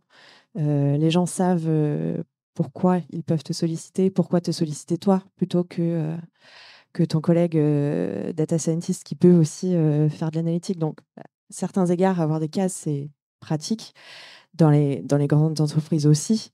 Ne pas avoir de case, c'est toucher à tout, savoir un peu tout faire, mais pas trop.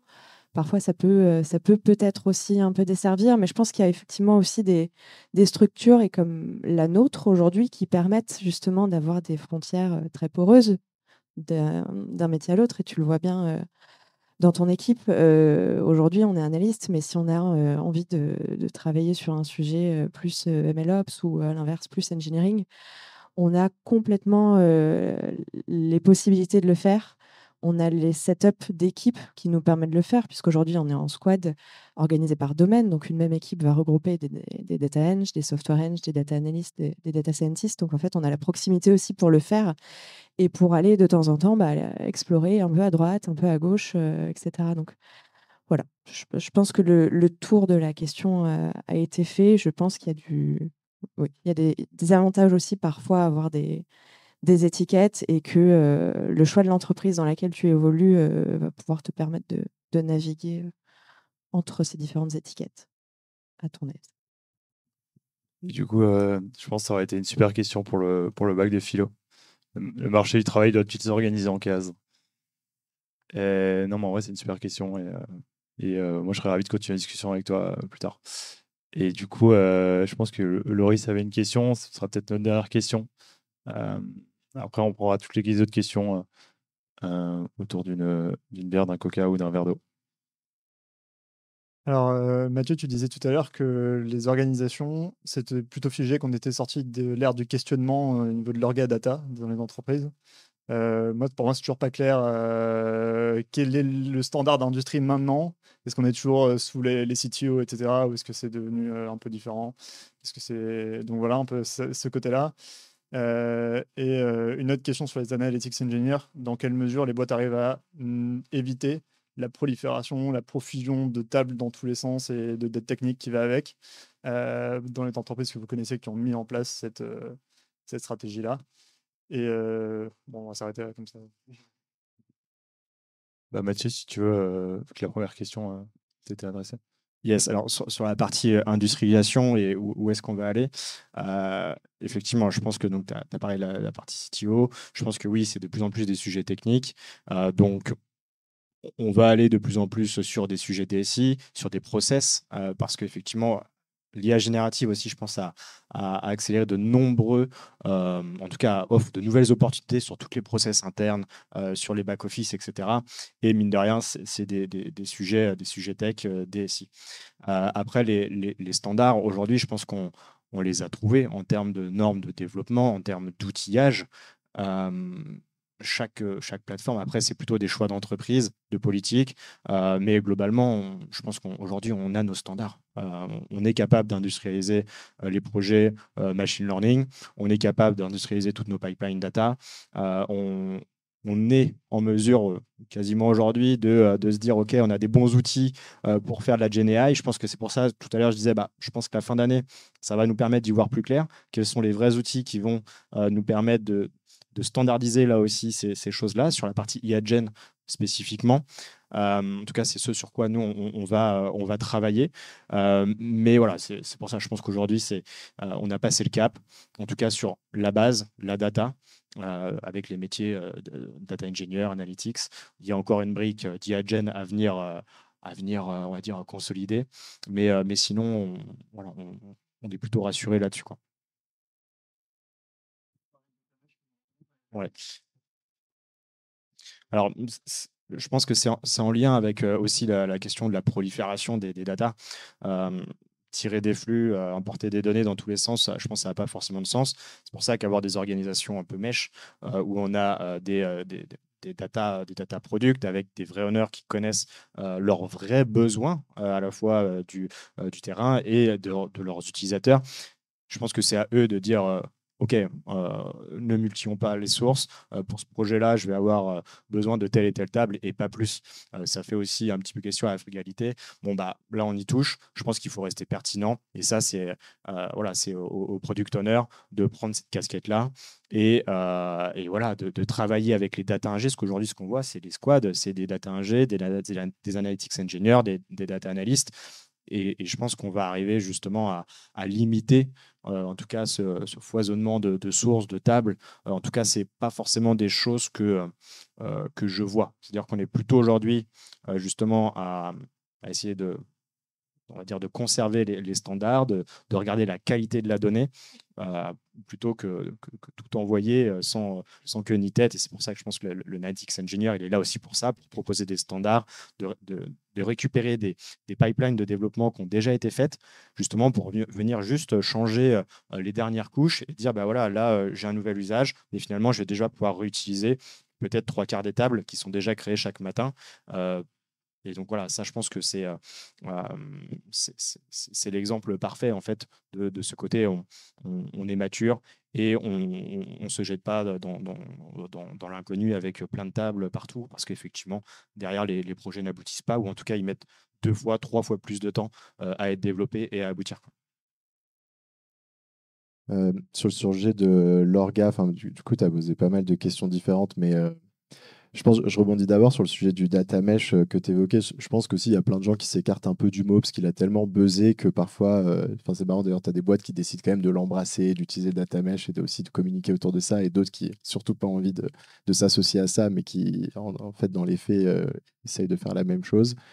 Et en fait, quand tu analyses de manière assez pragmatique ce que c'est que le data mesh, tu as quand même beaucoup de boîtes qui le mettent en place, c'est juste qu'elles ne vont pas forcément tout mettre en place. Donc à la fin, le data mesh, c'est 4 piliers qui sont mis en avant. C'est un pilier qui est d'organiser sa data par domaine. Ça, maintenant, tu as quasiment toutes les boîtes matures qui l'ont mis en place, identifier des domaines et commencer à vraiment penser l'organisation de ta donnée comme ça, dans le warehouse, donc avec l'impact sur tes modèles qui est organisé, sales, supply, machin. Ça, c'était un peu le début. Après, tu as la data as a product, donc ça, c'est tout le côté squad, pluridisciplinaire. Ça aussi, dès que les boîtes commencent à mûrir, elles le mettent en place. Donc en fait, ça revient sur des concepts qui existaient déjà. C'est pour ça que parfois aussi, c'est un peu pas très clair cette histoire de data mesh, mais en fait, dans les faits, si tout le monde le met en place sur certains piliers à minima. Et après, tu as ce truc qui est toujours un peu plus compliqué à comprendre, qui est cette histoire de fédération. Et c'est là que c'est comment tu arrives à faire en sorte que le métier reprenne l'ownership de ces données, ou que les producteurs de données reprennent l'ownership de ces données. Et ça aussi, on voit de plus en plus d'initiatives justement sur le fait que on a les équipes tech et produits qui génèrent les données, qui vont elles-mêmes faire les premières layers de modèles dans des BT, et qui du coup se retrouvent à être vraiment responsables de la mise à disposition des données. Ou dans des plus grosses boîtes, ça va se matérialiser aussi par vraiment les équipes métiers qui commencent à avoir leurs propres organisations, parce que ça demande plus de gens pour mettre ça en place dans des grosses boîtes, qui du coup vont réussir à reprendre l'ownership aussi de leurs données, qui vont être plus responsabilisés, etc. Et donc bref, donc ouais, je trouve quand même que le data mesh, au-delà de tout le buzz, c'est quand même quelque chose qui a structuré le marché et qui, sur les piliers clés, a été mis en place. Et après, sur le sujet de l'analytics engineering que tu as évoqué rapidement, ah oui, la prolifération. La prolifération des modèles, ça, souvent, en fait, on voit 2 phases, je trouve, dans l'analytics engineering lorsqu'il est mis en place. Tu as toujours une première phase qui est trop bien, on peut faire des modèles facilement, parce que maintenant, voilà, les data analysts, entre guillemets, où tout le monde peut faire des modèles, et donc je suis autonome sur toute la chaîne, c'est génial. Et donc là, tu as cette phase de prolifération. Et en général, au bout d'un moment, du coup, tu as exactement les mêmes problèmes que ceux dont on parle tout le temps, les doublons, des modèles en doublons, des problèmes de data quality et les silos, en gros, dans les données qui reviennent. Et donc, tu as souvent une deuxième phase de rationalisation des modèles. Et en fait, ça c'est un pilier qui est hyper important dans l'analytics engineering. En fait, quand tu fais juste des modèles dans des BT et que tu ne fais pas l'harmonisation des modèles, tu ne fais pas vraiment de l'analytics engineering. Donc, en général, tu as toujours une phase. Après, ça devient un projet qui est assez costaud parce que une fois que tu as plein de modèles, c'est pas évident. Mais j'ai l'impression quand même que tu as souvent besoin d'avoir fait dans cet ordre-là, parce que c'est hyper dur d'harmoniser tes modèles quand tu n'as pas vu les problèmes de doublons, eu les problèmes avec les stakeholders, etc. Donc, j'ai l'impression que c'est un peu compliqué de l'éviter. Et donc, tu vas avoir une grosse phase d'harmonisation, tu vas tout reposer à plat et reposer tes modèles bien propres, et tu vas tout recommencer, quoi. Et donc, voilà, c'est comme ça que tu résous. J'ai l'impression que la plupart des boîtes que je vois ont résolu ce problème-là. Et après, il y a un autre problème de prolifération qui est lié plutôt au self-service. Donc, une fois que tu as tout qui est bien clean et que tu donnes un outil self-service à tes équipes métiers, là, tu as une deuxième prolifération qui est la prolifération des charts. Et donc, en général, tu as toujours une phase où ça explose dans tous les sens et ça redevient aussi le bordel parce que tu ne sais plus quel chart se répond à quelle question, etc. Et après, pareil, là, tu as souvent une phase qui va être de commencer à cleaner ça, à remettre un peu de gouvernance là-dedans, à killer des charts. J'avais une startup avec qui j'avais échangé, ça m'avait fait marrer. Ils avaient carrément créé la brigade. Je plus, la brigade de la data ou quelque chose comme ça. Et donc, ils avaient vraiment une routine où ils devaient aller killer des charts et menacer un peu les gens de supprimer les charts pour voir s'ils étaient vraiment utilisés, etc. Donc, c'était assez marrant. Mais voilà. Je sais pas si Laura, tu veux rajouter quelque chose, sinon on va en rester là. Le mot de la fin. Déjà, merci Mathieu, Laura et Robin d'être venus. Merci à vous d'être venus, parce que c'est plus sympa de parler.